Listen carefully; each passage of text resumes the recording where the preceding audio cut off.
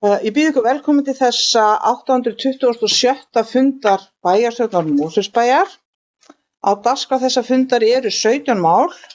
Við byrjum á annarri umræðu ársreikning ársins 2022. Síðan verða á dagskránni 8 fundargerðir til staðfestingar og 8 fundargerðir til kynningar.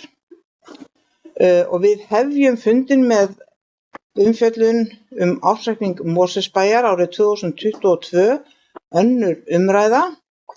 Og forseti býður bæjarstjóra Regínu Ásgeirsdóttur í pontu.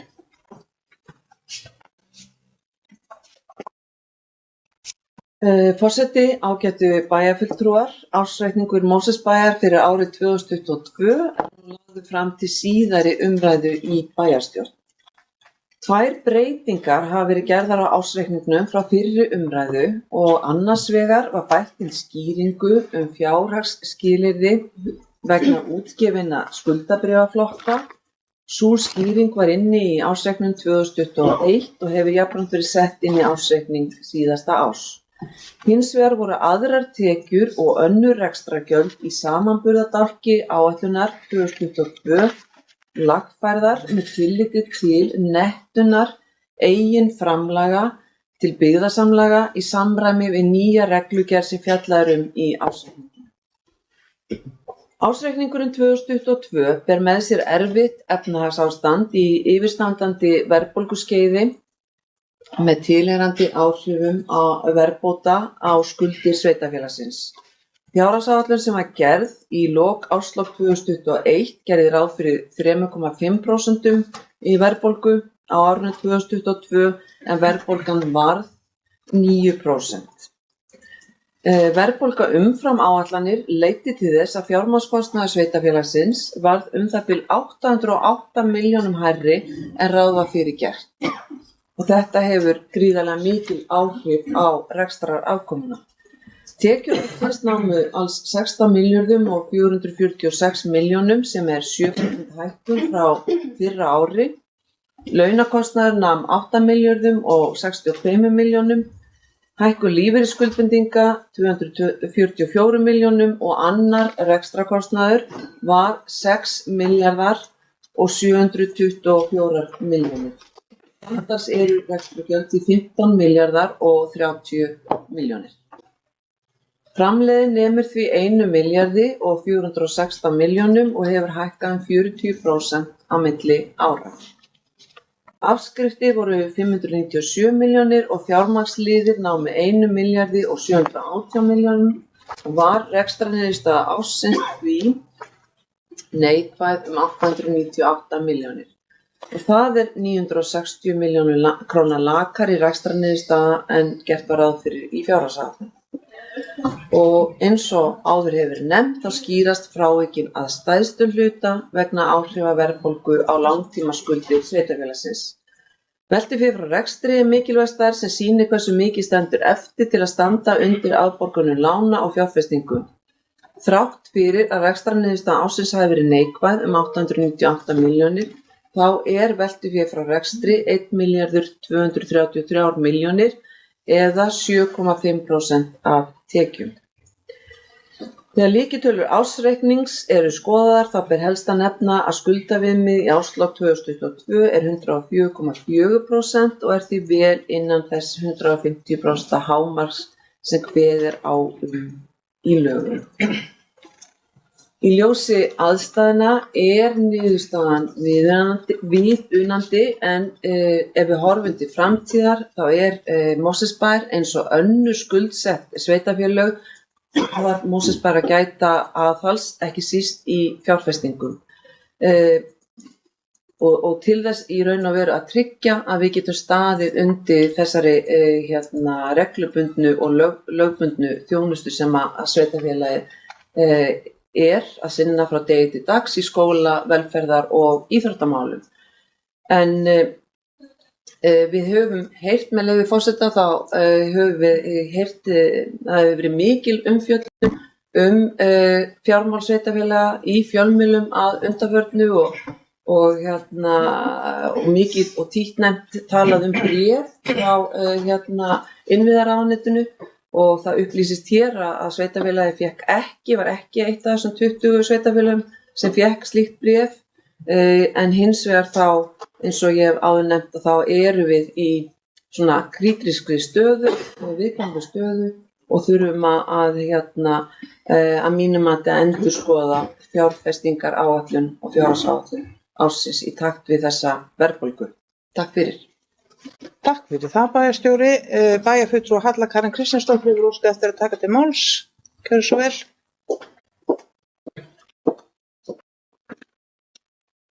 Frú forseti, bæjarstjóri og ágætu bæjarfulltrúar. Við ræðum nú ársreikning Mosfellsbæjar 2022 í annað sinn og fyrir bæjarstjórn liggur að afgreiða hann á þessum fundi.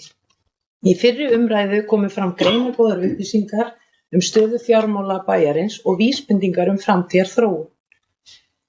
Fjármál sveitarfélaga hafa verið mikið í kastljósinu, eins og Regína talaði undanfarið, en fyrir okkur sem erum hér í bæjar og sveitarstjórnum eru þau reyndar alltaf í kastljósinu.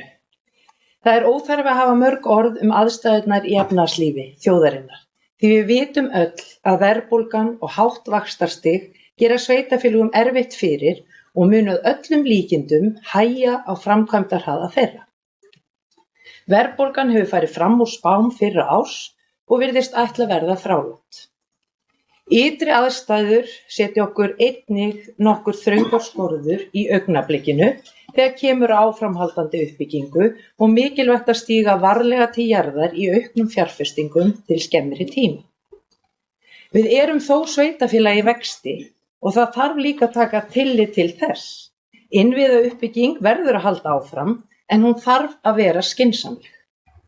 Það því verkefni okkar í bæjarstjórninni að forgangsraða verkefnum og fjárfestingum til að auka möguleika á að ná sjálfbærni í rekstri sveitarfélagsins. Þegar horft til að í fjárhagsáætlun árið 2023 var gert ráð fyrir 5,6 verðbólgu samkvæmt útreikningum Hagstofunnar, en reyndin var verðbólga nær 10%. Þá verður ekki hjá því komist að endurskoða áætlunina.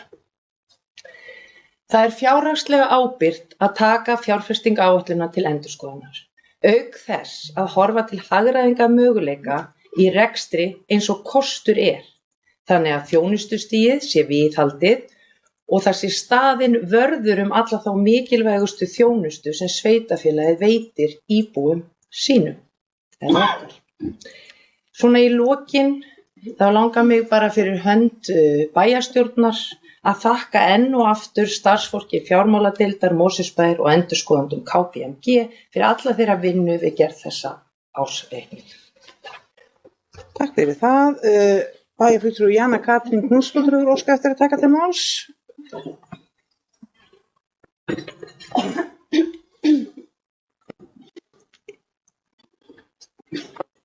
Forseti, bæjarfulltrúar, ég kem hérna upp líka mál 1 í seinni umræðu ársreikning Mosfellsbæjar 2022. Þegar ársreikningurinn er skoðaður þá má vissulega sjá að rekstrarumhverfi undanfarið hefur ekki verið hagstætt.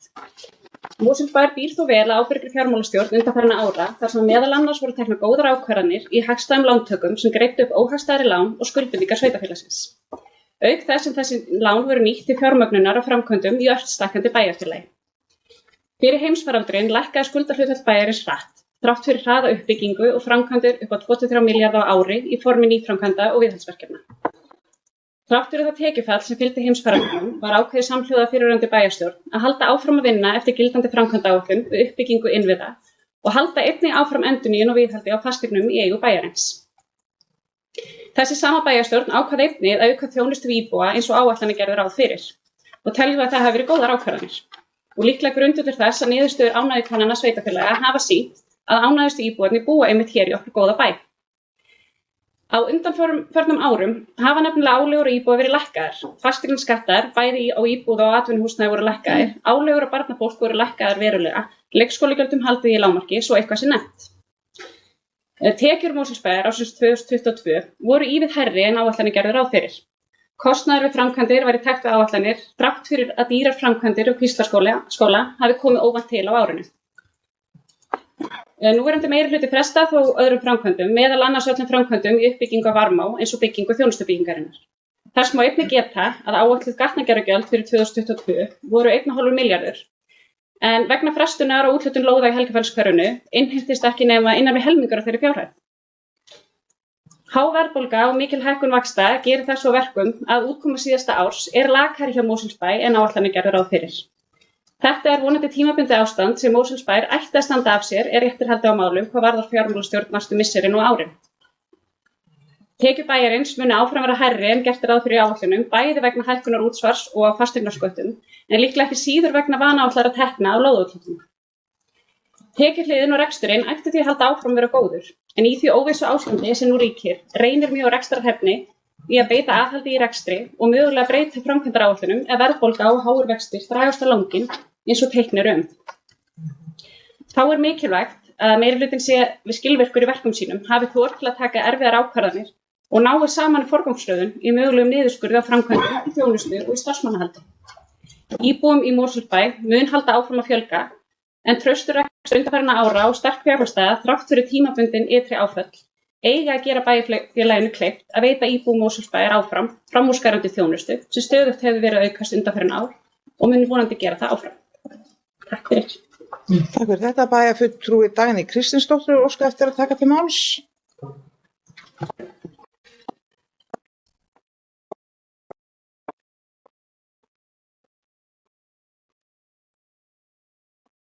Virðulegur forseti, nú erum við að halda hvað fjórða manneskja sem kemur upp ársreikning Mosfellsbæjar og ég hugsa að allt sína að segja er búið að segja, þannig að þið hlustu bara á það einu sinni enn.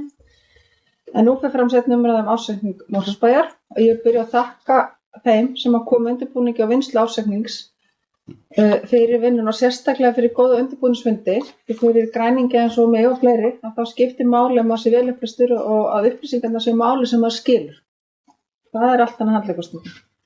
Þegar hort heildrænt ásetningin, þá það annars A-sjóðurinn sem rekstur sveitarfélagsins og svo á B-sjóðurinn sem B-hlutin stofnanir sem sveitarfélagið kemur að hluta öllu leyti, og til dæmis að Sorpa og Strætó sem hafa verið svolítið umræðinni.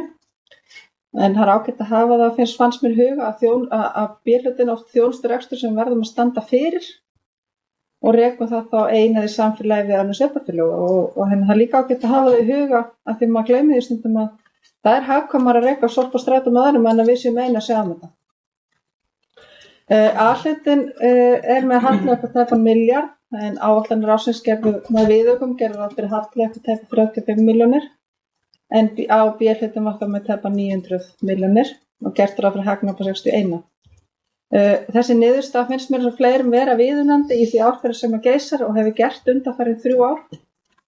Mörgum finnst tæpan milljarður í halla kannski ekki há fjárhæð í stóra samhenginu en kannski langar að benda á sveitarfélag sem Kópavog sem næststærsta sveitarfélag landsins og það 2 milljarða halli af A-hluta fyrir árið fyrra. Þar voru íbúar áramótin 39.810 við erum 13.430 áramótin þannig að það svona í stóra samhenginu, það kannski erum við með aðeins meiri halla þannig séð. En tekjur útsvari og fasteignaskatt aukast í takti við aukinn fjölda íbúa, en ber þess líka merkja að það hefur hans hægt á íbúafjölgun. Og þó tekjur aukist að hafa útgjöldin gert það líka, og við höfum séð bæði launakostnaði og lífeyrisskuldbindingum, svo aðeins herran gert það ráð fyrir. Svona heilt yfir það hef ég með svolítið áhyggjur af skuldum sveitarfélagsins. Það hækka hans umfram áætlanir en til að fá yfirsýn yfir þessi mál það ákvað ég að skoða ársreikning síðustu 3 ára vegna þess að frá árinu 2020 hafa ytri aðstæður verið krefjandi á margan hátt og það heyrðist til dæmis í umræðum ársreikning fyrir árið í fyrra á 2021 og þar fögnuðu kjörnir fulltrúar því að tekjur jukust meira en gert ráð fyrir sem þýddi að hagkerfið rétti hraður og kúpum eftir COVID-faraldurinn. Og ef þetta haft í huga og við bætum við árinu 2022 þar sem verðbólgan jókst hratt að þá má bara svo sannarlega þakka fyrir það að við erum á þessu stað sem við erum í dag. Þegar að ársreikningur ársins 2021 all umræða fyrir árið síðan var verðbólgan 8% og hafði hækkað mikið á undangengnu ári en í dag er hún 10% og geta bara leikmenn séð að hún ekkert að fara að breytast mikið. Í COVID tóku mörg sveitarfélög þar meðal okkar það ákvörðun að halda úti framkvæmdum og það ákvörðun kostuð sveitarfélögin og finna mörg þeirra fyrir því í dag. Mér langar bara að minna á að ákvarðanir í okkar sveitarfélagi voru samþykktar af öllum bæjarfulltrúum, ekki bara bæjarfulltrúum þáverandi meirihluta. Og því finnst mér svolítið mikilvægt að við stöndum með stöðunni eins og hún í dag. Og það er svona kannski að mínum að ekki til mikils að ræða fjármál fyrir og eftir meirihlutaskipti. Það er bara, þetta er staðan. En nú hefur ytri umhverju okkar verið skrítið og óhagstætt í rúm 3 ár. Og í upphafi var svo ákvörðun tekin að halda upp framkvæmdum og það var að mínu mati samfélagsleg skylda í skrýtnum aðstæðum. En nú þegar við erum enn á veginum og sjáum ekki til lands að þá er það leið sem við getum ekki alltaf valið, það er að framkoma og taka lán. Og eins og ég nefndi áðan er það vel gert að ná að halda skútinn á nokkum réttum kýli, en nú skiptir verulegu máli okkar mati að stígi sér varlega til jarðar. Við teljum að horfa þurfi til endurskoðunar á þeim framkvæmdum sem samþykkt hafa verið og þeim sem forgangsraðað. Að allt kapp sé lagt á að halda rekstrinum innan ramma fjárhagsætlanar, svo auðveldara sé að sigla út úr þessu ástandi á nokkuð lygnum sjó. Þegar við viljum ekki koma út úr þessu ástandi með þeim en hafa skuldir. Það er erfitt að taka ákvarðanir það hvað framkvæmdir á fari og hver ekki. Og það leiðir að þurfa að standa í að taka þessu ákvarðanir, en það er nauðsynlegt. Takk. Takk fyrir þetta.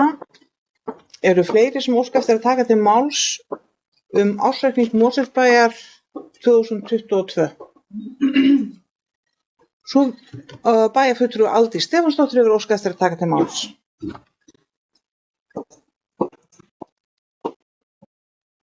Takk fyrir, forseti, bara stutt. Ég langar bara aðeins að svona bregðast við því sem hefur verið sagt hér. Og fyrst varðandi sem að bæjarfulltrúi Jana Katrín fór inn á varðandi að fresta framkvæmdum. Þá vil ég bara koma því á framfæri að ég lít alls ekki þannig á að framkvæmdum við Varmá hafi verið frestað. Heldur á forgangsröðum breytt og við erum í framkvæmdum að Varmá og verðum það áfram. Þó að við höfum ekki farið í þá framkvæmd sem var boðin út hér rétt fyrir kosningar og ekkert tilboð barst í. Að þá eftir heilmikil samtöl við Aftureldingu og fleiri sem að þessu máli koma, þá var ákveðið að fara aðra leið. Og ég held að það hefði verið rétt ákvörðun með sem hefur svo hvernig málum hefur undið fram. Og ég veit ekki til þess annars en að lóðarúthlutunum í 15. áfanga hafi ekki verið frestað, heldur hafi gatnagerð tekið lengri tíma heldur gert var ráð fyrir. Og það getur auðvitað alltaf gerst þegar farið er í svona framkvæmdir og við þurfum einmitt að gera ráð fyrir því. Og það getur verið bara mjög hættulegt að áætla tekjur. Ársreikningur síðasta árs sýnir að rekstur sveitarfélagsins hefur verið vel sinnt. Ég ætla ekkert að draga neitt úr því og enda finnst mér það eiginlega bara kjánulegt og ég vil bara taka undir orð bæjarfulltrúa Dagnýjar að ræða fjárhag fyrir og eftir meirihlutaskipti þegar svona stutt er liðið er svona alveg spurning hversu mikið okkur til framdráttar það er. Staðan er eins og hún er ágætt. Fjárhagsstaða Mosfellsbæjar er ágætt. Við þurfum ekki að kvarta og við erum í miklu betri stöðu heldur en mörg önnur sveitarfélög. En við erum sveitarfélag í vexti og við þurfum svolítið að gera það besta úr því sem við höfum. Og ég vona auðvitað að við höldum áfram að vaxa og höldum áfram að taka skynsamlegar ákvarðanir. Þessi meirihluti hristi sér í erfiða ákvarðanatöku. Ég ætlaði líka að koma mjög ástæða til þess að berjast líka við því. Og ég vona að þessi bæjarstjórn öll geri það. Af því að ég bar það von í brjóstu, ég hef örugglega sagt það áður og geri það enn að samstarfi við þetta borð geti verið öflugt og gott og að það skili sér svo áfram þannig að við séum áfram með ánægstu íbúana. Takk fyrir þetta. Eru fleiri sem óska eftir að taka til máls ársreikningin? Svo er ekki, þannig að ég bið bæjarfulltrúum að gera sér reiðubúna til þess að greiða atkvæði. Þeir sem samþykkja framlagðan ársreikning Mosfellsbæjar fyrir árið 2022 vinsælasgefi merki. og á lofti er 11 hendur, það þýðir að ársreikningurinn er afgreiddur samhljóða. Og við erum með bókun, sem sagt, fyrir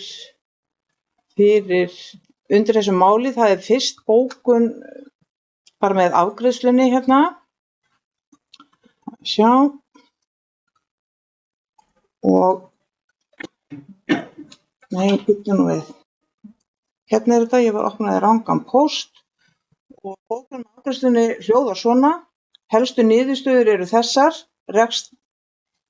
rekstrarreikningur A og B hluta, rekstrartekjur 16.446 milljónir króna, laun og launatengd gjöld 8.062 milljónir króna, hækkun lífeyrisskuldbindingar 244 milljónir króna, annar rekstrarkostnaður 6.724 milljónir króna, afskriftir 597 milljónir króna, fjármagnsgjöld 1.698 milljónir króna, tekjuskattur 19,4 milljarðir króna, rekstrarniðurstaða neikvæð 898 milljónir króna, veltufé frá rekstri 1.233 milljónir króna. Efnahagsreikningur A og B hluta, eignir alls 28.829 milljónir króna, skuldir og skuldbindingar 22.064 milljónir króna, eigið fé 6.765 milljónir króna.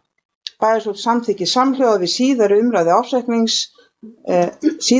ársreikningur Mosfellsbæjar fyrir árið 2022 samkvæmt 61. grein sveitarstjórnarlaga nr. 138/2011 og 73. grein samþykktar stjórn Mosfellsbæjar, samanber og annan tölulið 1. málsgreinar 18. greinar laganna og annan tölulið 15. greinar samþyktarinnar.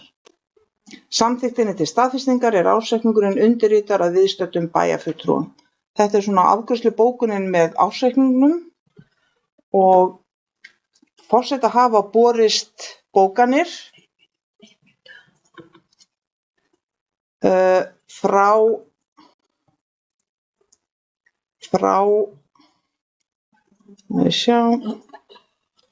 vinum Mosfellsbæjar og sjálfstæðismönnum og forseti er svo að bíða eftir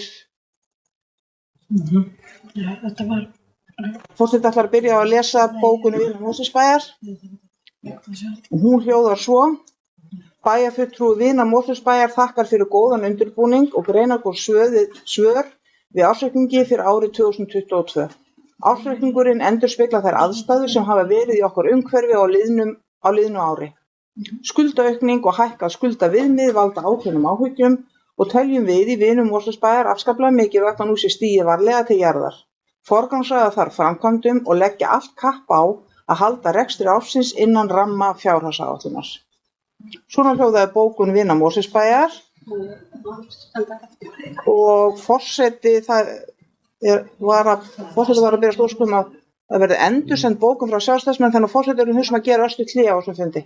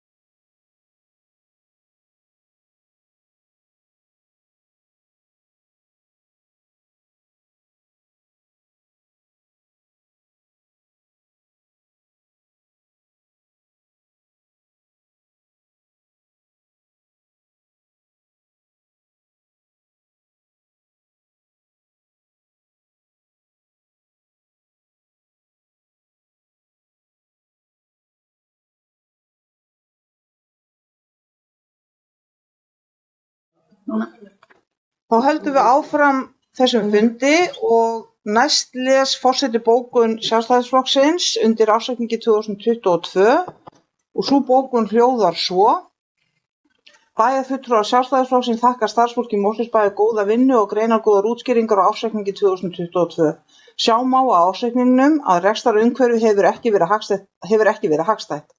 Mosfellsbær býr þó vel að ábyrgri fjármálastjórn undanfarinna ára, þar sem meðal annars voru teknar góðar ákvarðanir í hagstæðum lántökum sem greiddu upp óhagstæðari lán og skuldbindingar sveitarfélagsins.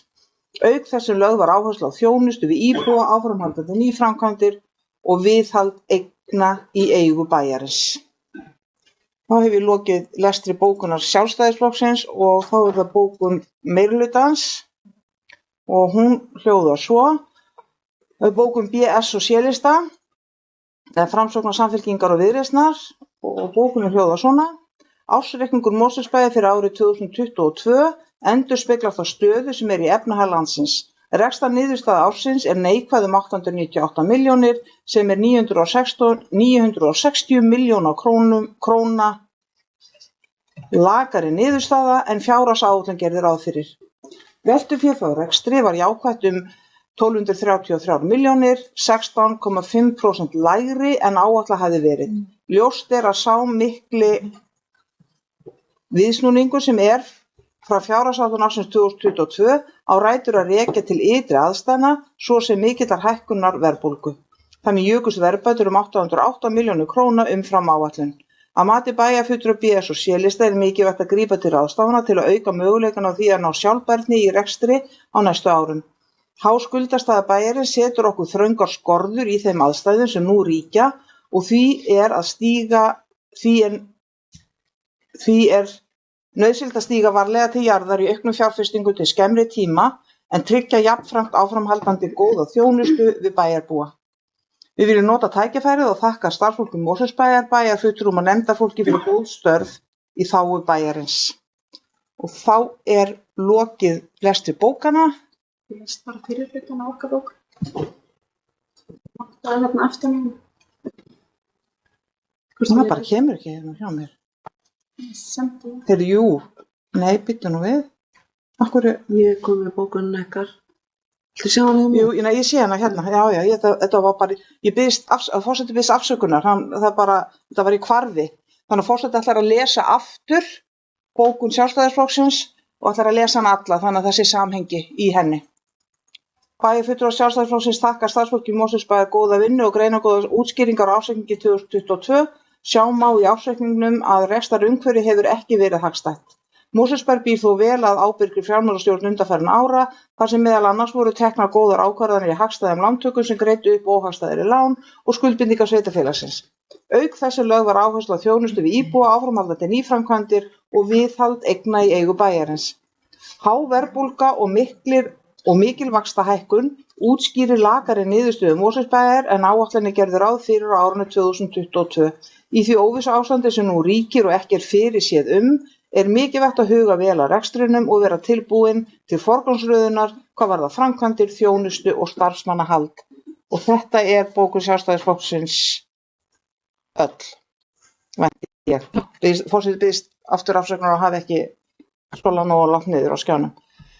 En þá erum við búin að afgreiða ársreikninginn og það er nú alltaf dálítill áfangi en okkur er ekki til setun á boði, við þurfum að halda áfram þessum fundi og það er ýmislegt á dagskrá hjá okkur annað en ársreikningurinn og næst er það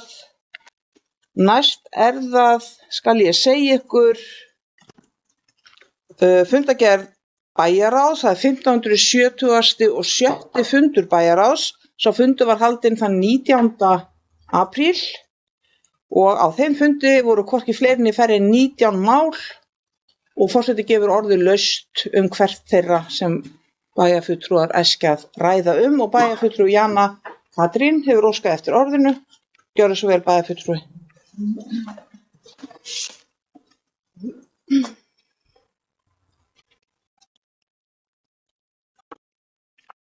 Forseti, bæjarfulltrúar, ég kemur upp undir máli 212 sem er varðandi rekstur Hlégarðs, rekstur húsins og framtíðarsýn.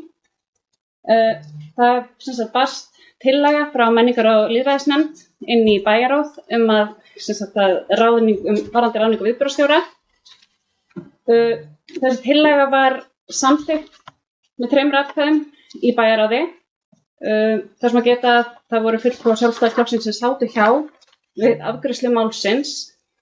Það var hins vegar ekki vegna þess að við settum okkur upp á móti því að ráðin er þessi viðbragðsstjóri, því við fögnum því og styðjum þá tillögu. En hins vegar tillagan sem sagt var tvíþætt og ég hrædd að hún væri samþykkt í rauninni á þeim forsendum að umræðunar sem var í rauninni eingöngu nánast allan með áherslu á því að ráða þennan viðbragðsstjóra. En það stendur sérst í tillögunni að lagt sér til að Mosfellsbær taki alfarið yfir allan rekstur og hlégarði. Og það er það sem við erum að velta fyrir okkur, hvort að það sé eðlilegt hlutverk sveitarfélags að standa í slíkum rekstri. Og það er sem sagt þar með tali veitingarekstur, áfengisölu og öðru slíku. Takk fyrir. Takk fyrir. Það eru fleiri sem óska eftir að taka til máls lið 2.12. Bæjarfulltrúi Halla Karen Kristjánsdóttir, gjörðu svo vel.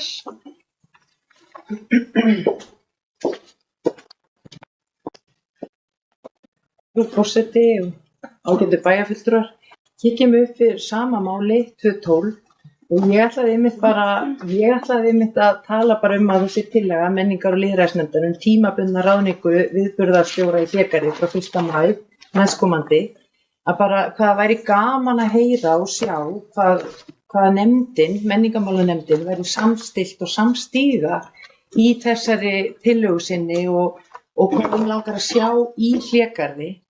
Og við bara í meirihlutanum við fögnum því að bærinn sé búinn að yfirtaka sem sagt Hlégarð, búinn að vera í útlegðum rekstri í 25 ár og að núna þetta er sögufrægilegt hús, þetta er gríðarlega sögulegt hús og þetta er svona félagsheimili Mosfellsbæjar og það heitir líka Hlégarður, skjól fyrir svona amstri dagsins og er líka í skjóli að okkur finnst bara tími til komin að pröfa og þetta er tilraunaverkefni til 2 ára en það sem bæjarfulltrúi Jana Katrín kemur inn á, þetta er alveg enn í vinnslu samt, hvernig framkvæmdin verður. Nú er það viðburðarstjóri og hvernig reksturinn verður sinnt alfarið. Þegar ég veit það líka að menningar- og lýðræðisnefnd mun vinna að stefnu og framtíðarsýn varðandi Hlégarð, það er ekki komið algjörlega sem verður tilkynnt leið og ný sem stefna í menningarmálum verður kynnt. Þannig að þetta er bara allt í vinnslu. En viðburðarstjóri, það er búið að samþykkja það að viðburðarstjóri taki við núna 1. maí. Og ég vil bara ítreka það hvað við fögnum því að það verði fjörugt og öflugt menningarlíf hér í bænum og að bæjarbúar geti haft meiri aðgang að Hlégarði. Ég sjálf get bara sagt fyrir hönd mín sjálfs að ég er búin að fara bæði þarna á alveg gríðarlega skemmtilegt sögukvöld sem var heita vatnið og ylrækt og ég verð að segja, ég er ekki fædd og uppalinn Mosfellingur en ég var gríðarlega stoltur Mosfellingur að vera á því sögukvöldi og ég vona bara að við eigum svo góða sögu og það er svo gaman að hitta svona sveitungarnir að við munum gera bara fullt af svoleiðiskvöldum og hafa þetta svolítið mikið opið. Eins fór ég á DNA, uppistandi Dóra DNA og það var líka mjög skemmtilegt. Þannig að ég bara fagnaði og hlakka til að fara oft þangað niður. Takk fyrir. Takk fyrir það. Bæjarfulltrúi Dagný Kristinsdóttir hefur óskað eftir orðinu.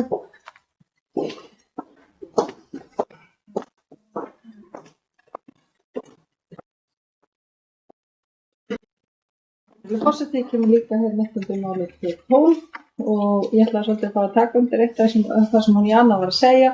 Ég held sem öll saman það að ráða viðburðarstjóra en það sem að mér finnst allavega svolítið óljóst hvert er hans hlutverk og hvert er hlutverk nefndarinnar og hversu mikið hlutverk á nefnd sem hittist einu sinni í mánuði að hafa í húsi sem við verðum að taka rekstralegar ákvarðanir og svona þessi praktísku mál sem er bara kannski betra að aðrir taki. Þannig að það kannski hans aðgreina hvað við viljum fá út á nefndinni og hvað við viljum að stjórnsýslan geri. Bara þannig að þetta gangi svona vel fyrir sig. Takk fyrir það og þá það bæjarfulltrúi Hjörtur Örn Arnarsson sem óska eftir orðinu. Gjörðu svo vel.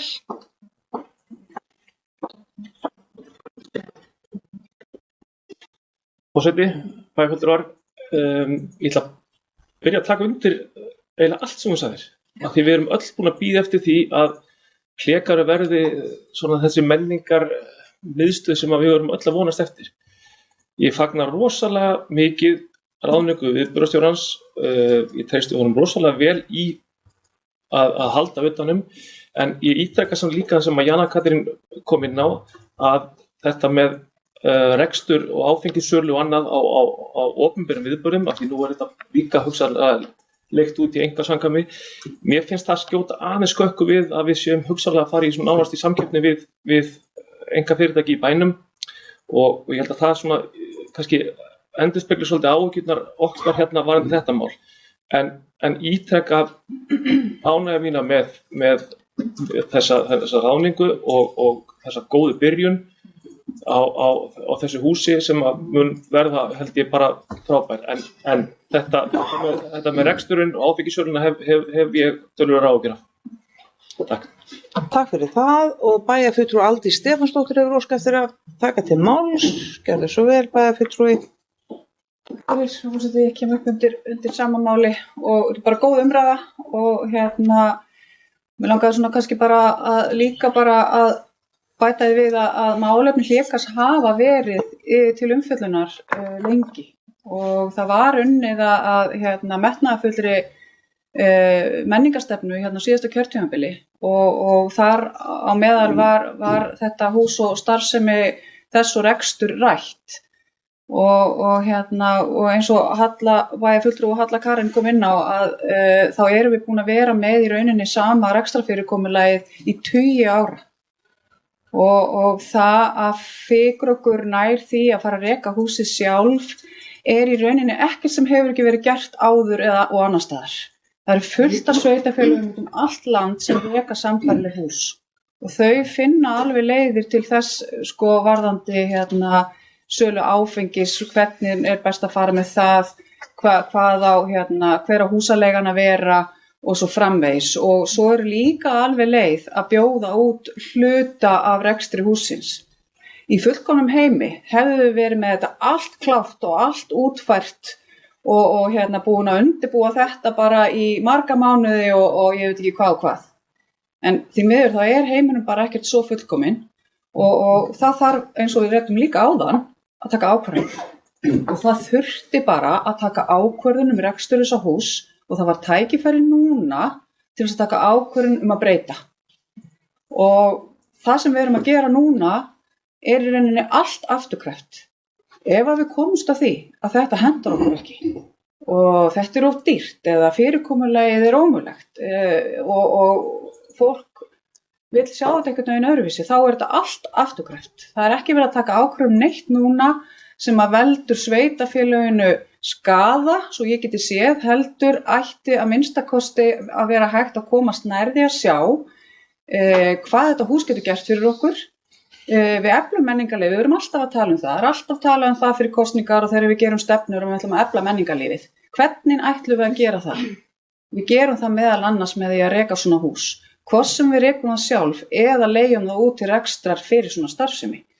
Og það getur við alveg rætt áfram og kasta á milli okkar og velt fyrir okkur hvert besta fyrirkomulagið.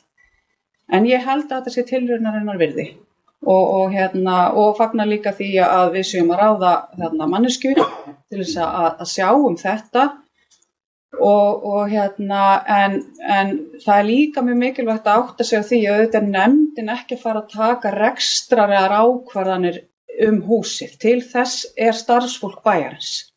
Og það þarf auðvitað að gera mikið góðan greinamun á því hvenær kemur nefndin inn, tekur stefnumótandi ákvarðanir og svo þetta starfsfólk og stjórnendur sem að sjá rest, svona að framkvæma og taka þessi praktísku mál.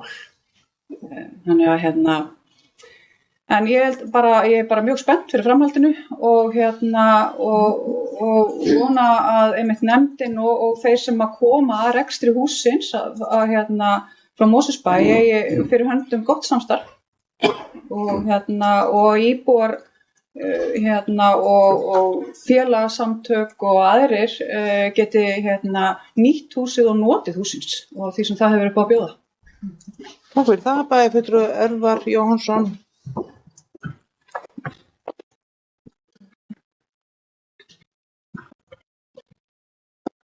Forseti, ágætu bæjarfulltrúar. Það svo sem ekki miklu við að bæta í það sem að bæjarfulltrúi Aldís Stefánsdóttir fór yfir.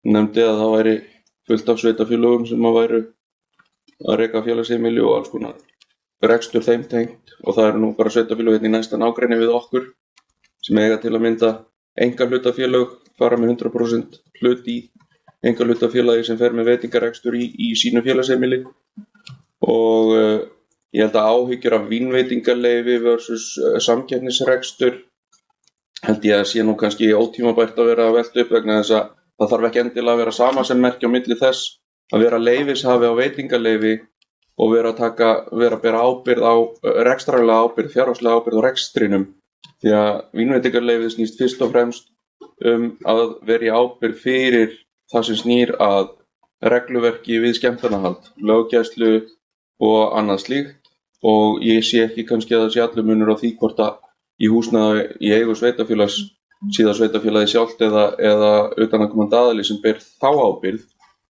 en það bara hluti af þessari stefnumótun sem er að ræða og svo bara þessi vinna náttúrulega bara í fullum gangi en það þurfti að taka þessar ákvarðanir núna til þess að við gætum haldið áfram starfsemi í húsinu vegna þess að við værum ekki betur sett ef við höfðum ákveðið að vinna áfram og húsið þá bara lokað á meðan því að væri engin leyfi til staðar. Það mikilvægt að það sé sótt sem þetta varanlegt leyfi, veitingaleyfi í þessu húsi þó að þessi vinna sé í gangi vegna þess að ef það ekki gert þá eru hámark 12 leyfi á ári sem hægt að gefa út í eina fasteign samanlagður fjöldi. Þannig að 12 mismunandi aðilar hver með eitt veitingaleyfi þá bara búið að sækja þann leifafjölda sem í boði á skammtímaleifum í því húsnæði. Þannig að ég held að sama hver endanleg niðurstaða verður, þá þetta nauðsynlegt að fara þessa leið á þessum tímapunkti. Takk. Takk fyrir það. Bæjarstjóri Regína Ásvaldsdóttir óska eftir að taka til máls. Já, forseti ágætu bæjarfulltrúar því við viljum ástunda góða stjórnsýslu hér hjá Mosfellsbæ þá vil ég kannski árétta það að það sem þetta er tilraunaverkefni og það stendur ekki yfir lengur en í 2 ár, þessi tilraun, að þá réðum við starfsmenn án auglýsingar og en svona almennt þegar við erum að ráða í nýjar stöður. Og ég vildi bara koma því á framfæri. Nú varðandi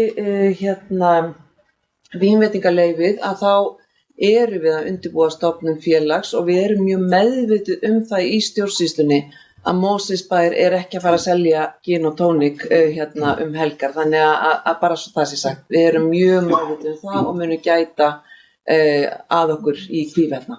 Takk.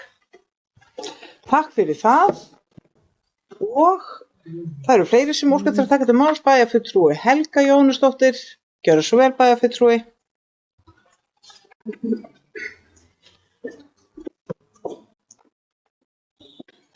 Forseti ágætu bæjarfulltrúar, aðrir gestir. Ég fagna við þessari tillögu tímabundna ráðningu viðbragðsstjóra Hlekans til 2 ára. Það er löngu tímabært og ég held þetta muni auka menninguna hér í bænum hjá okkur. En ég kem líka hér upp því að mér fannst hugmynd og tillaga bæjarfulltrúar Aldísar Stefánsdóttur að við getum kastað á milli okkar eins og hún sagði þessum hugmyndum reksturinn góð og fagna því að við getum þá tekið þetta sé ekki fast mótað eins og bæjarstjórinn nefndi hér áðan, heldur að við getum rætt þetta frekar áður en endanleg ákvörðun verið tekin rekstur hússins, þar að meðal veitingasölu og annað. Takk fyrir. Áfengisveitingasölu og annað.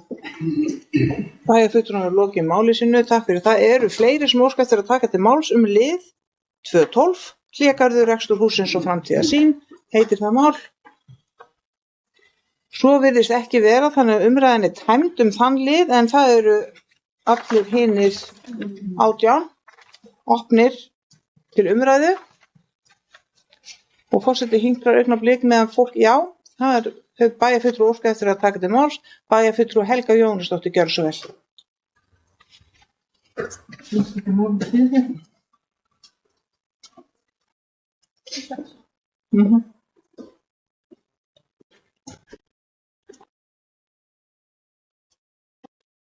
Forseti, bæjarfulltrúar og aðrir gestir. Ég kem hér undir máli 2.6, jafnlaunavottun 2021 til 2024.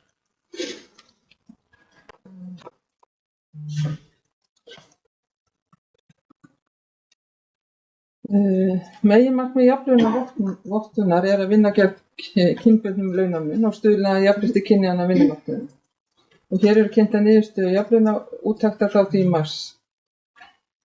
Niðurstaða úttektar er að engin óleyst vandamál, frávik eða athugasemdir eru til staðar frá síðustu úttekt og er það jákvætt.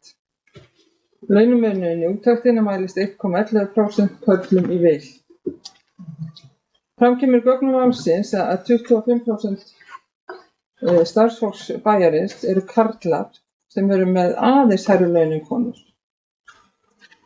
Það hefði verið áhugavert í þessum gögnum að sjá upplýsingar mun á launum karla og kvenna út frá dagvinnulaunum annars vegar og heildarlaunum hins vegar og beini ég því til bæjarstjóra að skoða það og birta samhliða í næstu úttekt frekar til glögguna. Takk. Bæjarfulltrúar eru lokið máli sínu. Eru fleiri sem óska eftir að taka til máls lið 2.6, jafnlaunavottun 21 til 2024? Svo er ekki og umræðum þann lið lokið. Eru fleiri sem óska eftir að taka til máls einhver önnur mál á dagskrá þessa 15.707. fundar bæjarráðs?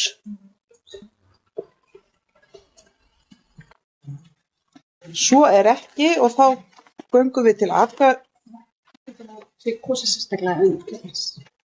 Hér er komin fram ósk að kosið verði sérstaklega lið 2.12, hlégarður rekstur hússins og framtíðarsýn og það verður orðið við þeirri ósk. Þannig að við byrjum á að greiða atkvæði lið 2.12 í umræddri fundargerð og forseti biður þá bæjarfulltrúa sem að staðfesta ákvörðun bæjarráðs að gefa merki með rétt upp hendi. Og það eru 2, 4, 6, 7 hendur á lofti. Þeir sem eru á móti. Nei, þetta var ekki hendi. Nei. Þannig að þá sitja hjá 4 fulltrúar sjálfstæðismanna. Það kom bókun. Fyrirgefðu? Það kom bókun. Er komin bókun, já. Hér er komin bókun frá D-lista varðandi lið 2.12 og forseti les hana. Hún hljóðar svo: Við fögnum og styðjum ráðningu viðburðarstjóra en erum á móti því að sveitarfélagið taki að sér allan rekstur hlégarðs, það er veitingarekstur, áfengissölu og annað sem fellur til. Já, það hefur komið fram ósk fundarhlé og við þeirri ósk verður orðið.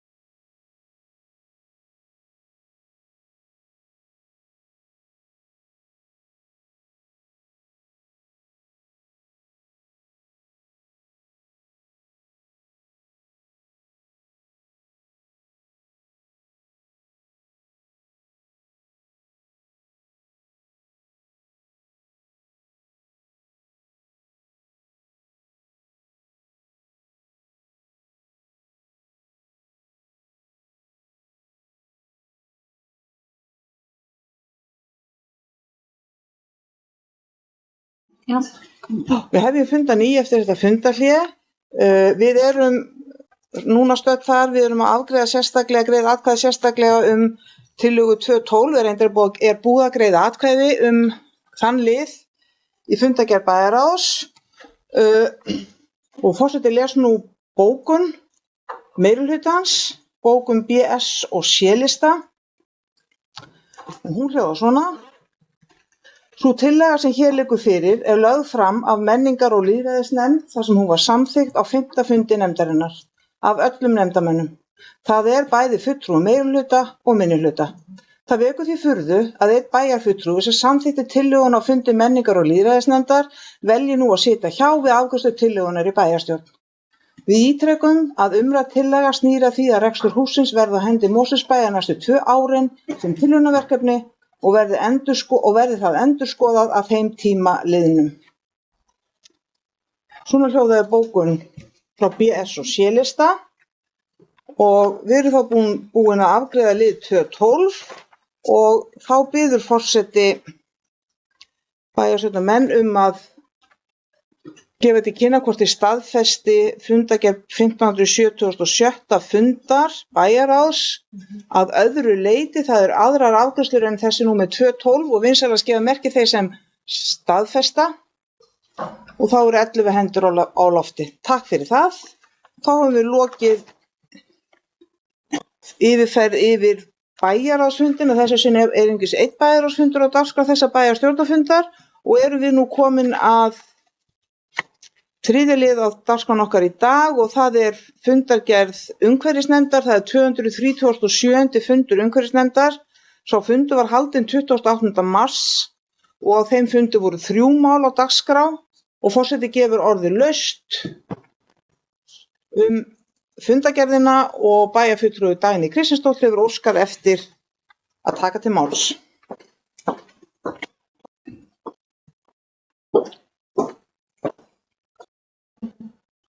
Með forseti, ég kem hér upp undir lið 3.3 göngustígur við Varmá. En ég vil bara vekja athygli á því einnig sem þarna er til umræðu. Það er búið að ræða þetta margoft í stjórnsýslunni í undanfarin ár og íbúðasviðum bæjarins og sérstaklega kannski í okkur sem búum í hverfinu. En þarna er verið að ræða fjölfarin göngustígu upp með Varmáni sem eru ákveðin orðin erfiðir yfirferðar og ef manni skrikar fótur þá er ljóst hvar maður endar. Það er ekki á Fösturlandi, heldur út í ánni. Þetta ástand að vera slæmt í langa tíma og það er versnandi heldur en hitt. Þannig að við vildum bara svona vekja athygli á þessu að það er við telum mikilvægt fyrir bæinn að fjölfarnar gönguleiðir séu aðgengilegar og viljum því opna það að þetta sé skoðað. Takk. Og ef við lokið máli sínu, eru fleiri sem óska eftir að taka til máls þennan lið 3.3? Svo er ekki, en aðra liði fundargerðar umhverfisnefndar. Bæjarstjóri Regína Ásvarsdóttir óskar eftir að taka til máls. Gjörðu svo vel, bæjarstjóri. Forseti, ágæti bæjarfulltrúar, ég ætlaði aðeins að upplýsa varðandi málið með göngustíginn og það er verið að sækja leyfi umhverfisstofnunar til þess að gera stíginn færan aftur og síðan þarf málið að fara fyrir umhverfisnefnd og skipulagsnefnd þannig að áður en hægt er að fara af stað í framkvæmdir en það er verið að vinna þessu á sviðinu. Takk.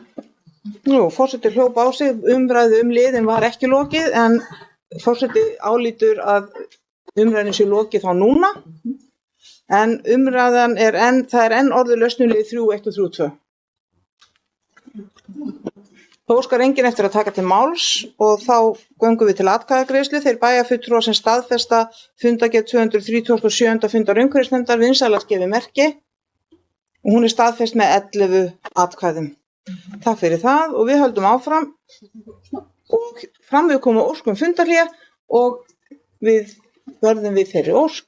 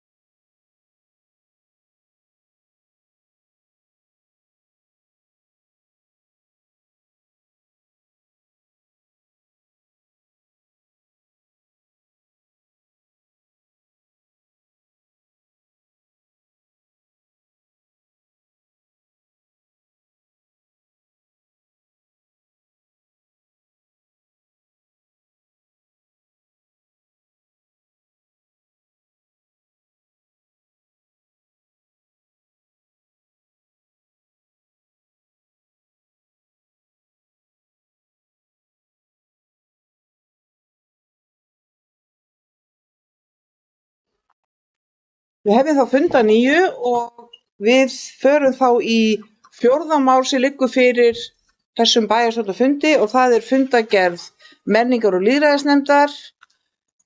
Það er 5. fundur þeirrar ágætu nefndar. Sá fundur var haldinn 11. apríl og á dagskrá voru 4 mál og orðið er laust hvert af þessum málum sem fólk kýs að ræða. Bæjarfulltrúi Helga Jónasdóttir óskar eftir að taka til máls. Gjörðu svo vel, bæjarfulltrúi. Forseti, bæjarfulltrúar og gestir, kem hér undir máli 4.1. Hlégarð rekstur hússins og framtíðarsýn.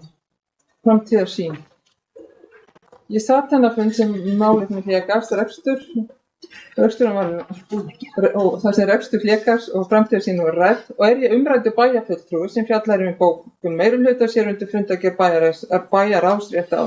bæjarstjórnar rétt áðan. Ég samþykkti bókun menningar- og lýðræðisnefndar rekstur Hlégarðs og framtíðarsýn hússins eftir umræður þær sem framfóru á fundinum. En frá því að nefndin fundaði hefur málið komið fyrir bæjarráð. Frekar upplýsingar hafa komið málið og fulltrúar Sjálfstæðisflokksins hafa rætt málefni Hlégarðs nánar. Mér þykir miður að þurfa að koma hér upp undir máli Hlégarðs sem við höfum fjallað fyrir á þessu fundi og mér þykir miður að ég get ekki skipt skoðun á máli sem þessu án athugasemda meirihluta bæjarstjórnar með þessum formlega hætti. Bæjarfulltrúi hefur lokið máli sínu. Eru einhverjir aðrir bæjarfulltrúar sem óskar eftir að taka til máls undir þessum lið? Svo virðist ekki vera. Þá er orðið laust aðra 3 dagskrárliði þessa fundar. Bæjarfulltrúi Helga Jónsdóttir óskar eftir að taka til máls.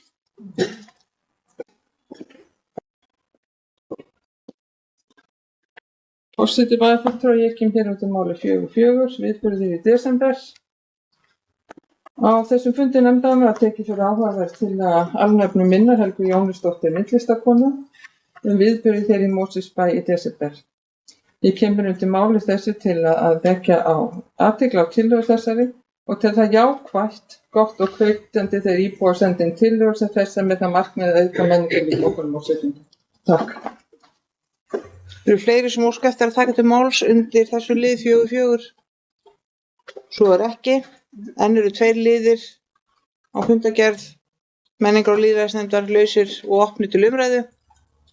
Eru fleiri bæjarfulltrúar sem óska eftir að taka til máls? Svo er ekki. Forseti biður bæjarfulltrúum að gera sér tilbúin í atkvæðagreiðslu þegar bæjarfulltrúar sem staðfesta fundagerð menningar- og lýðræðis sem 5. fundar menningar- og lýðræðisnefndar vinsamlegast gefi merki og það eru 11 hendur á lofti.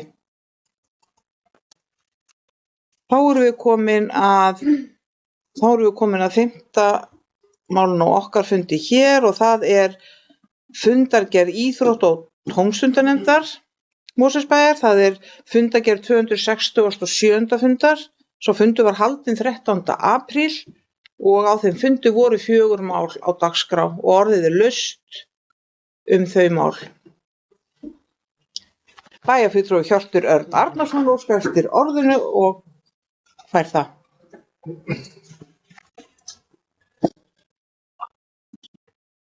Forseti, bæjarfulltrúar, ég kem hérna undir liðnum sem ég glemdi hérna, númer hvað ég held sér 4, 5.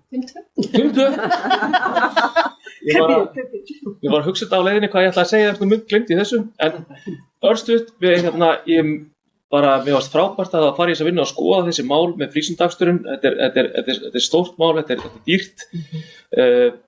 Það komið tími til, hlutirnir hafa breyst eins og kemur fram í þessari kynningu. Persónulega er ég mjög hrifinn af þessum strætópælingum sem hafa komið líka fram í skipulagsnefnd hugsanlegan safnstrætó hérna bænum. Þetta kennir líka börnunum okkar að taka strætó og þetta kemur í svona menningu og þetta að alast upp með almenni samgöngum og nýtingu á þeim. Þetta er umhverfislega jákvætt og þetta er líka gríðarlega jákvætt varðandi fjárhagsliðina. Þannig að ég er mjög hlynntur og ánægður með þessa skoðun og vonandi bara náðu að ganga í hana sem fyrst. Takk fyrir. Takk fyrir það. Eru fleiri bæjarfulltrúar sem óska eftir að taka til máls undir lið 5.2, endurskoðun á skóla og frístundaakstri? Svo ekki og þá er umræðan þann lið lokið. Er einhverju bæjarfulltrúar sem óska eftir að taka til máls undir öðrum liðum þessarar fundargerðar? Bæjarfulltrúi Aldís Stefánsdóttir, gjörðu svo vel.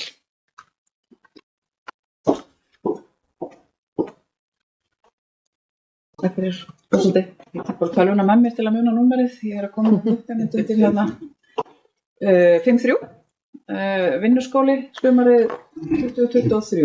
Og mér langaði bara til þess að hérna, vekja athygli á því að Íþrótta- og tómstundanefnd hefur óskaði þarna eftir upplýsingum frá Íþrótta- og tómstundafélögum þörf þeirra á starfskröftum inn í hérna, sumarnámskeið sem þau hyggjast halda og þessar óskir komu og það var ákveðið að verða við þeim öllum. Þannig að hérna, það er að fara fleiri ungmenni í gegnum vinnuskólan frá Mosfellsbæ inn í Íþrótta- og tómstundafélögin til þess að vinna þar hérna, með yngri hérna, börnum á sumarnámskeiðum. Mér finnst þetta bara svo ótrúlega hérna, jákvætt og gott og ég veit að þetta hefur hérna, vakið mikla lukku hjá félögunum og ég held að það sé bara alveg ótrúlega lærdómsríkt fyrir ungmennin okkar að hérna, fá svona störf og þau eru eflust eftir að læra mikið, þannig að ég held að þetta sé bara hérna,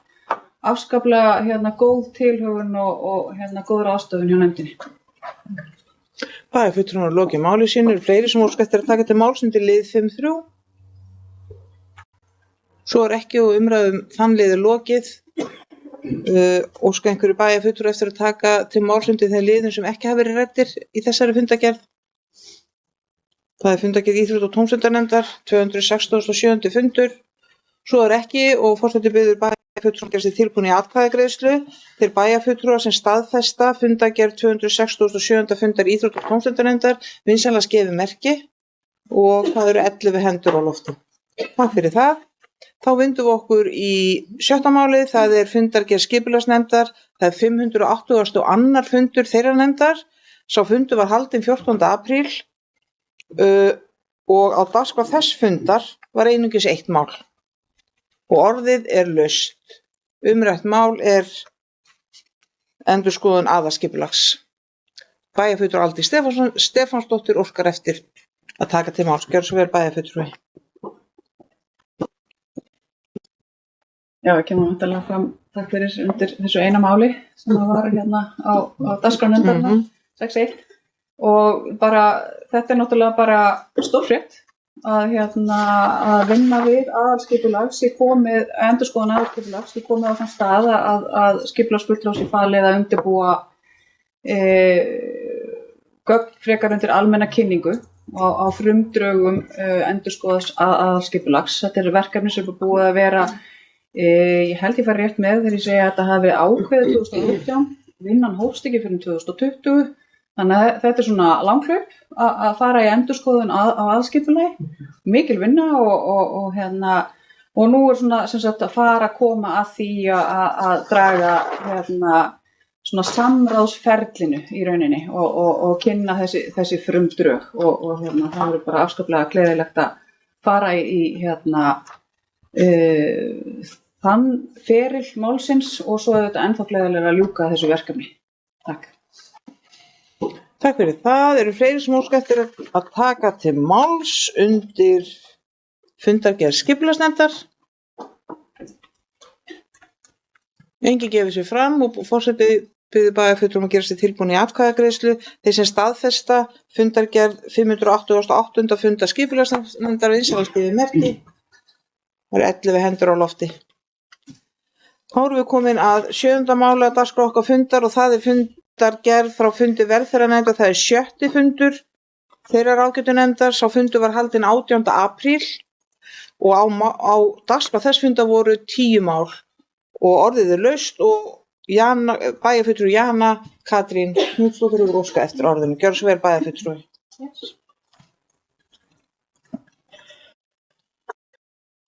Forseti, bæjarfulltrúar, Ég kem hérna upp undir máli 7.1 og fundi velferðarnefndar þar sem farið yfir styrkveitingar. Frábært verkefni að geta stutt við mörg góð félög og sem þurfa sannarlega á styrk að halda. Mér langaði aðeins að velta því upp. Það var, undanfarin ár hefur verið veittur styrkur upp á 800.000 sem hefur verið deilt niður á milli þeirra félaga sem óska eftir styrk. Í ár var ákveðið að hækka þann styrk upp í 1 milljón fyrir þess að 800.000 hefði ekki dugað til og sem maður skilur vel vegna þess að 800.000 eru auðvitað fara minna fyrir þann pening í dag heldur en nú gerði fyrir örfáum árum síðan. Hins vegar var tekin ákvörðun á fundunum að veita ekki styrki nema fyrir 850.000 og 150 skall sem satt skilin eftir. Þetta hefur ekki verið unnið með þessum hætti áður og mér langaði bara að spyrja hver ástæðan fyrir því er. Takk fyrir. Takk fyrir það, bæjarfulltrúi. Eru fleiri sem óska eftir að taka til máls? Já, bæjarfulltrúi Halla Karen Kristjánsdóttir. Hvað var þetta mála? 7.1. Herðu, forseti og bæjarfulltrúar, ég kem hérna upp til að svara bæjarfulltrúa Jönu Katrínu, varðandi þetta, eins og kom fram á fundinum, við vorum báðar á fundinum, að ég hef auðvitað ekki verið áður í velferðarnefnd fyrir núna, en eins og kom fram þegar við vorum að ræða þetta, þá hefur yfirleitt verið miklu fleiri sem hafa sótt styrki, heldur það að núna voru þetta 5 aðilar, og það var ákveðið að deila bara jafnt á þessa 4 og eitt af þessu bað 50.000 og fékk 50.000, en það var líka rætt það að stundum væri gott að eiga hluta inni sem væri hægt að styrkja síðar ef kæmi upp einhver styrkbeiðni, manstu, þegar við vorum að ræða, þá var þetta bara rætt og það var eiginlega bara niðurstaðan og það kom ekki neinar mótbárur á fundinum, þannig að við vorum bara rætt þetta og komst að samkomulagi að það væri kannski smá gott að eiga smá afgang. Ef eitthvað myndi bjáta á, við gætum ættum þá 150.000 krónur til að veita styrk í eitthvað annað sem kæmi upp. Það er eiginlega ef ég get svarað, það var eiginlega bara eins og ég túlkaði það, þannig að ég er búin að svara. Takk. Takk fyrir það. Halla Karen hefur svarað fyrirspurn og bæjarfulltrúi Jana Katrín óskar eftir orðinu í annað sinn undir þessu máli 7.1. Bæjarfulltrúar, ég kem aftur upp undir sammáli. Takk fyrir svarið. Við sátum báðar fund og við fengum þessar upplýsingar. Rétt reyndar, það voru 4 félögum veittir styrkir í fyrra og 5 árið þar áður.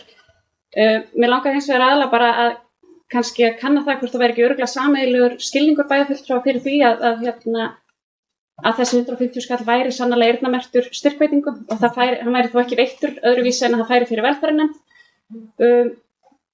Í annan stað man ég ekki hvað ég ætlaði að segja mér. Það kemur kannski síðar. Já, ég segi bara gott, þetta má ekki koma upp aftur ef ég manna.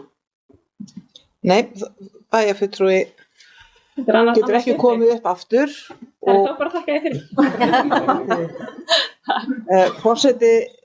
Forseti getur allavega upplýst að þetta er fjárveiting til sem nefndin hefur til styrkveitinga og það má ekki færa á milli svona peninga, sem sagt bara eftir behag. Þannig að ég held að sé alveg öruggt að bæjarfulltrúi Jana Katrín getur verið róleg yfir því. Eru fleiri sem óska eftir að taka til máls undir lið 7.1. Bæjarfulltrúi Helga Jónsdóttir óska eftir að taka til máls undir lið 7.1.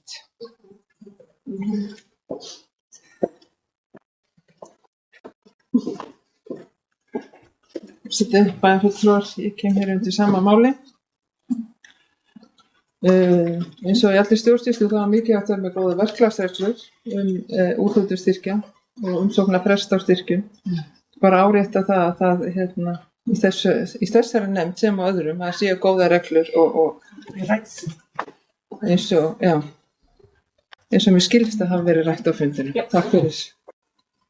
Forseti þakkar fyrir þetta innlegg og bæjarfulltrúi Halla Karen, eða bæjarstjóri óskar eftir að taka til máls og bæjarstjóri kemur þá í pontu. Forseti, ágættu bæjarfulltrúar, þetta mjög góð ábending varðandi reglurnar í sveitarfélaginu sem að ég þekki vel til. Þá eru svona einar samræmdar reglur fyrir alla styrki og það eru auglýstar á haustin og síðan fer þetta inn í einn pott og svo er þetta þessu vísa til nefndana. Þannig að það svona miklu betra vinnulag heldur en að fara kannski að búa til reglur fyrir allar nefndirnar, hafa bara eina reglu fyrir sveitarfélagið. Og ég veit að við erum aðeins byrjuð að skoða þetta í stjórnsýslunni. Takk fyrir. Bæjarfulltrúi Halla Karen Kristjánsdóttir óskar eftir taldum mál, gerðu svo vel. Við halda smá rósamt á fundinum, ágætu bæjarfulltrúar. Frú forseti og bæjarfulltrúi, ég kem undir sama máli og bara einmitt ætla bara þakka fyrir líka þessa ábendingu. Þetta var akkúrat það sem umræðan var á fundinum. Að okkur fannst einhvern veginn, við ákváðum, við vorum sammála öllum það á fundinum, ég held ég geti sagt það, að við vorum sammála að deila styrknum jafnt á milli þeirra sem, þú veist, með svona eiga smá auka eftir, en deila hinu jafnt á milli þessara 4 og svo var eitt sem baðum aðeins öðruvísi, þannig við gáðum þeim þá styrki, en við ræddum það að það þyrfti að vera eitthvað svona kerfi að við gætum tikka í box, hver fær það, svo við séum ekki bara svona eitthvað huglegt mat, hver á að fá hvað. Þannig að það var akkurat umræðan. Þannig að bara takk fyrir. Takk fyrir þetta. Þetta greinilega verið ljómandi fundur. Eru fleiri sem óska eftir taka til máls undir lið 7.1? Svo ekki. Þá standa út af 9 mál sem hægt að velja úr í fundagerð velferðarnefndar. Og forseti hinkrar meðan að fólk rennir yfir þessi já. Það enginn sem óskar eftir að taka til máls og þá tökum við fundagerðina til afgreiðslu og bæjarfulltrúar eru beðnir að gefa til kynna hvort þeir staðfesti framlagða fundagerð velferðarnefndar Mosfellsbæjar með því að rétta upp hönd og á lofti sér forseti 11 hendur, já. Takk fyrir það. Þá höfum við lokið yfirferð yfir fundagerð velferðarnefndar og þá erum við komin að 8. máli á dagskrá okkar fundar og það fundagerð atvinnu- og nýsköpunarnefndar. Það 5. fundur þeirra nefndar. Sá fundur var haldinn 18. apríl og á dagskrá þess fundar voru 2 mál og Sævar Birgisson bæjarfulltrúi óska eftir orðinu. Svo bæjarfulltrúi. Forseti, bæjarfulltrúar, ég kemur upp undir máli 8.2 sem opinn íbúafundur sem að nefndin mun standa fyrir 16. maí næstkomandi en sem sagt sú vinna sem hefur farið fram að frumkvæði nefndarinnar þessi stefnumótun vinna atvinnu- og nýsköpunarmálum henni miðar vel áfram og það er komið svona það komið að því stigi í vinnunni að fá íbúa og hagaðila að borðinu til að bæði til að kynna og fá mismunandi sjónarmið bara í gagnaöflun og öllu sem því tengist. Þannig að mjög mikilvægt ég undirstrika að við fáum sem flest á þennan fund sem að hafa áhuga á því og vilja beita sér fyrir þessu málum að þetta náttúrulega snertir okkur flest einhver leyti að við mörgum okkur stefnu í atvinnumálum. Þannig að fundurinn, það stendur í bókun málsins að fundurinn muni fara fram í Hlégarði en í ljósi mikill eftirspurnar og áhuga að vera með viðburð í Hlégarði sem bara flott í ljósi umræðina á þessu fundi þá var hann bara bókaður þannig að við förum í FMOS framhaldsskóla í Mosfellsbæ í staðinn sem bara besta mál, alls ekkert síðra að vera þar þannig að bara vek athygli á því svo verður þetta kynnt náttúrulega nán bara á næstu dögum og sem sagt tímasetningar og annað en dagsetningin náttúrulega klár og staðsetningin við bara svona benda á þetta og hvet ykkur og aðra náttúrulega íbúa til þess að og aðra bara haga aðalega, þetta er ekki eins og að vera íbúar bæjarins til þess að láta sjá sig og taka virkan þátt í umræðan á fundinum. Takk fyrir. Takk fyrir það. Bæjarfulltrúi Brynja Hlíf Hjaltadóttir hefur óskað eftir að taka til máls.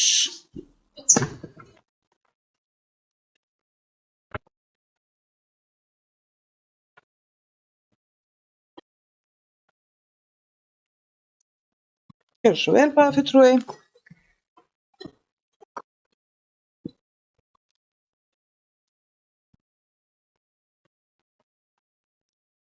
Forseti, bæjarfulltrúar, ég kem hérna undir máli 8.1 atvinnu- og nýsköpunarstefna.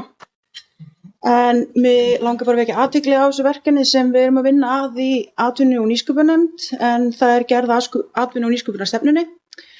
Og eins og má sjá eru komin drög að áherslu stefnunar og þóttu sé ekki fullbúin að þá er ánægilegt að sjá að þetta verkefni sé að taka á sig mynd og lofar það sem komið er mjög góðu. Það er mikill metnaður fyrir þessu verkefni innan nefndarinnar og hafa málefnalegar umræður skapast kringum þetta, enda mjög mikilvægt að bærinn sem er skýra stefnu í þessum málum, ekki síst vegna uppbyggingar atvinnusvæðis í bænum, einkum Blíkastalandi. Við viljum sjálfsögðu að það sé eftirsóknarvert fyrir fyrirtæki að reka atvinnustarfsemi í bænum, ekki síst til að auka fjölbreytni í þjónustu innan bæjarins og á sama tíma skapa fleiri störf. Og þar spilar atvinnustefnan stórt hlutverk og því mikilvægt að vanda sér til verka og höfð ákveðin framtíðarsýn við mótnastefnunar.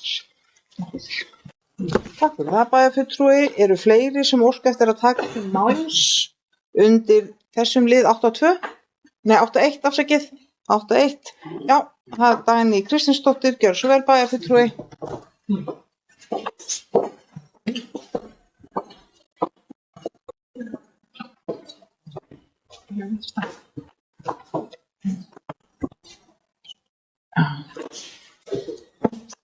Virðulegur forseti, ég kem inn eftir 8.1. Ég ætla nú bara svolítið að taka það sem Brynja segir. Það er margt greinilega gott í gangi.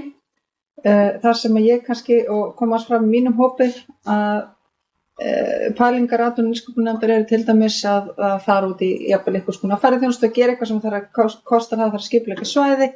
Nú er í gangi vinna aðalskipulag, hvort að atvinnu- og nýsköpunarnefnd og skipulagsnefnd þurfa ekki að vinna þetta svolítið saman svo að séum ekki að taka upp skipulagsvinnuna aftur og aftur, svona bara praktískt. Takk fyrir það, bæjarfulltrúi. Bæjarfulltrúi Sævar Birgisson kemur upp og svarar fyrirspurn. Kannski ítin aðeins til þín svona, já.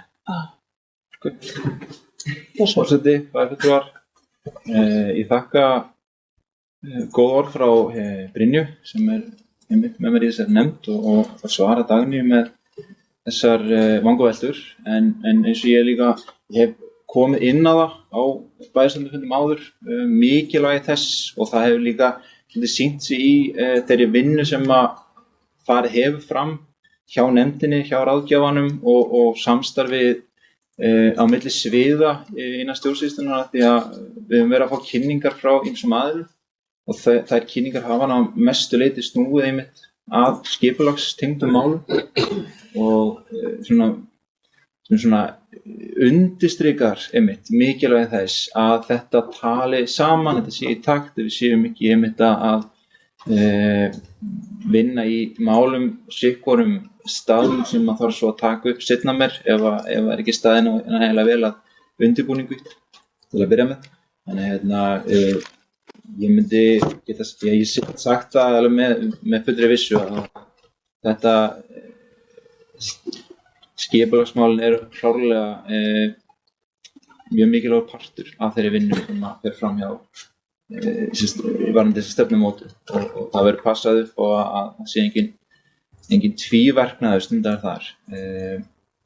Svo langar maður líka bara til að bæta við að fyrst að Brynja kemur upp og talar gang verkefnisins að ég var bara mjög ánægður eftir síðasta fund nefndarinnar og svona þær umræður sem að áttu sér stað á fundinum og bara svona bara svona jákvæðnin og svona innblásturinn sem maður fékk eftir þann fund, það svona ýtti ennþá frekar undir það að setja kraft í þessa vinnu og sem ég held að við séum að gera. En svo viljum við náttúrulega bara skila frá okkur góða verki og gera þessi fyrst, þannig það er svona mjög tímabært að íbúafundurinn fari fram í maí og vonandi að við fáum þá eitthvað til að vinna úr í kjölfarið á honum. Þannig við erum alveg, við stefnum ótrúlega áfram í þessu verkefni og ætlum að skila okkur góða verki. Takk fyrir. Takk fyrir það. Bæjarfulltrúi forseti vill koma með vinsamlega ábendingu að þegar er verið að tala úr ræðustól þá eru bæjarfulltrúar ávarpaði með bæjarfulltrúi og svo nafnið. Við viljum enga nýsköpun í fundarsköpun bæjarstjórnar. En eru fleiri sem óska eftir að taka til máls? Svo er ekki og þá göngum við til afgreiðslu þessarar fundagerðar. Þeir bæjarfulltrúar sem staðfesta fundagerð 5. fundar atvinnu- og nýsköpunarnefndar vinsamlega skipið merki. Það eru 11 hendur á lofti.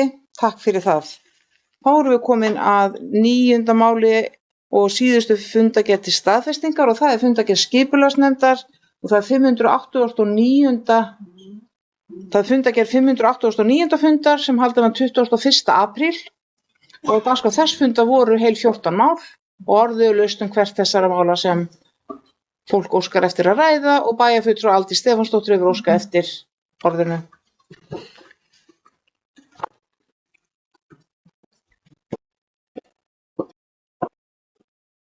Takk fyrir, forseti.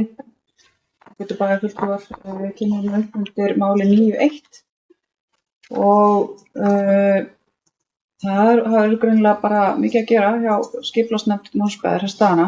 Það er stór mál sem verið að afgreiða en mér langaði bara að vekja athygli á því að þarna er skipulagsnefnd að skipulagsfulltrúa hefja undirbúning og deiliskipulagsvinnu fyrir fyrsta áfanga Blikastaðalands. Og þannig að heimila það að það verið unnið samhliða því að aðalskipulagið verði klárað. Og þetta er auðvitað bara stórt mál. Þetta er náttúrulega mál sem að flestir þekkja og komst í hámæli síðastliðið vor. Og svona lítið gerst síðan, þannig að væntanlega finnst mörgum það vera tíðindi að þessi heimild skyldi vera veitt en það er bara mjög mikilvægt að láta hlutina ganga og aftur taka stórar ákvarðanir og þetta er ein slík.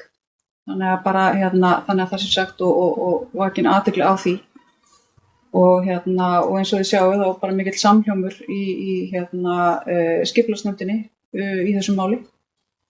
Og þetta verður náttúrulega bara gríðarlega spennandi og mikil byggð sem eftir að rísa og mikil handavinna sem á eftir að eiga sér stað áður en að fyrstu íbúarnir flytja inn á Blikastaðalandi. En þetta er allavega að byrja. Takk fyrir. Það eru fleiri sem óska eftir að taka til máls undir lið 9.1. Svo er ekki að þá telst umræðum hann lokið. Það eru fleiri mál á dagskrá þessa fundar og umræðan er opin þá liði. Alla saman, alla 13. Bæjarfulltrúi Helga Jónsdóttir óskar eftir að taka til máls. Gjörðu svo vel, bæjarfulltrúi.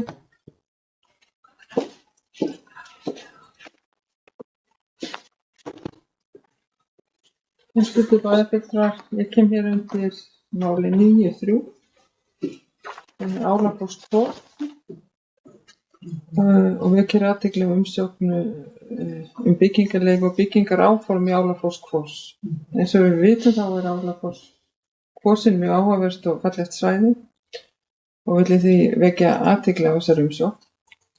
Og til það mjög jákvætt að íbúar koma með áhugaverða tillögur til að betra umhverfi sitt ásýnd og það sérstaklega í þessu hverfi að mínu mati. En það er mikilvægt að huga vel að Álafoss Kvossinni heild sinni til. Hvað var það til dæmis ásýnd og umferð og í góðu samráði við íbúa Álafoss Kvossar. Það upplýsist hér að á fundinu voru góðar umræður málið og nefndin sammála að fresta afgreiðslu málsins Var það meðal annars eftir að tekja þessu ákvörðun og óska eftir frekari upplýsingum stöðu yfirstandandi vinnu við húsakönnun og gerð verndarsvæðis í byggð fyrir Álafossfoss. Takk fyrir. Takk fyrir það, bæjarfulltrúar nú lokið máli sínu, fleiri sem óska eftir að taka til málum til lið 9.3, Álafossvegur 25, umsókn byggingaráform og byggingarleyfi. Svo ekki og þá umræðum þann lið lokið. Eru fleiri bæjarfulltrúar sem óska eftir að taka til máls einhver af þeim liðum sem út af standa í fundargerðinni?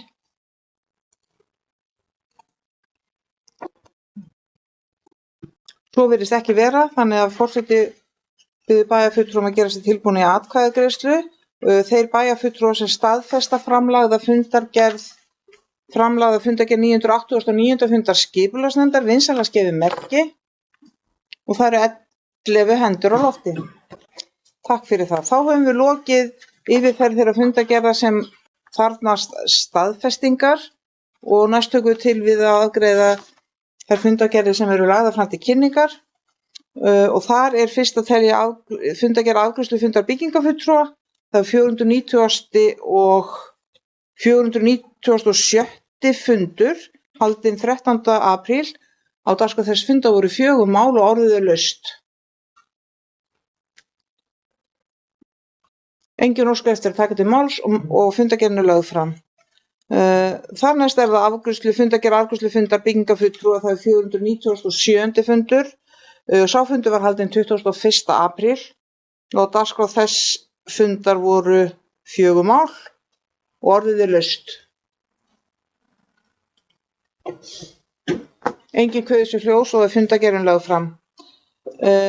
Þá er það 12. mál á dagskrá okkar fundar, það er fundargerð stjórnar Sambands íslenskra sveitarfélaga, það er fundargerð 921. fundar, sá fundur var haldinn 30. mars og á þeim fundi voru 29 mál á dagskrá og bæjarfulltrúar geta valið sér eitt eða fleiri af þeim til þess að ræða.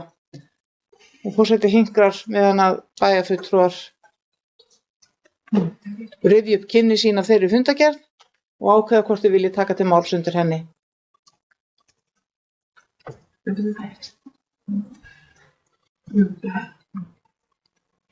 Svo virðist ekki vera, þannig að fundargerðin er lögð fram. Þá erum við komin að 13. máli, það er önnur fundargerð stjórnar Sambands íslenskra sveitarfélaga, það er fundargerð 922. fundar, sá fundur var haldinn 31. mars og þar var 1 mál á dagskrá og orðið er laust þá fundargerð.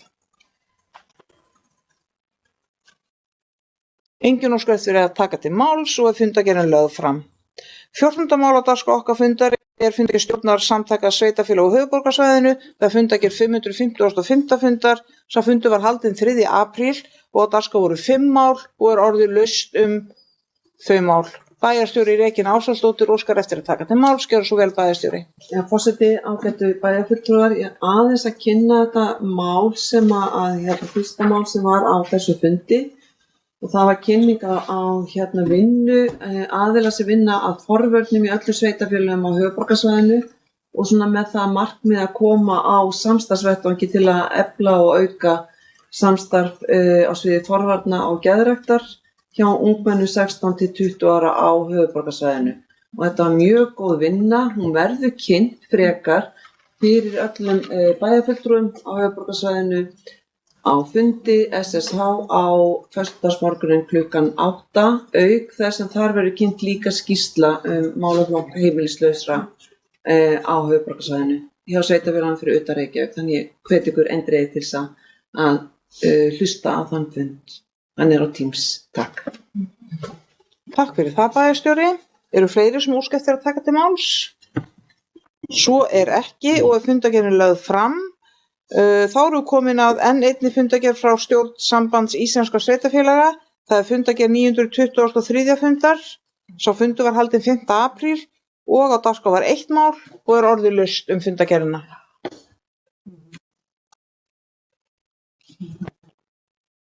Engin óskar eftir að taka til máls og er fundargerðin lögð fram. Þá er það 16. mál á okkar dagskrá, það er fundargerð stjórnar Samtaka sveitarfélaga á höfuðborgarsvæðinu. Það er fundargerð 557. fundar. Sá fundur var haldinn 17. apríl og á dagskrá þess fundar voru 5 mál og er orðulaust hvert þeirra sem bæjarfulltrúum hugnast að ræða.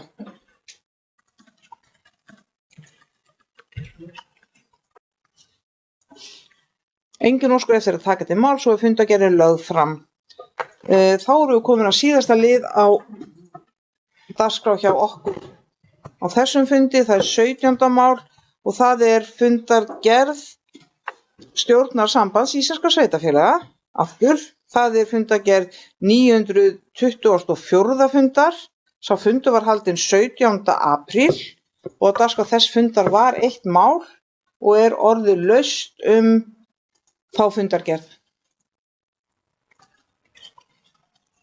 Engin kveður sér hljóðs og er fundargerðin lögð fram. Við höfum þá tæmt dagskrá þessa bæjarstjórnarfundar í Mosfellsbæ og forseti segir fundi slitið klukkan 18:45.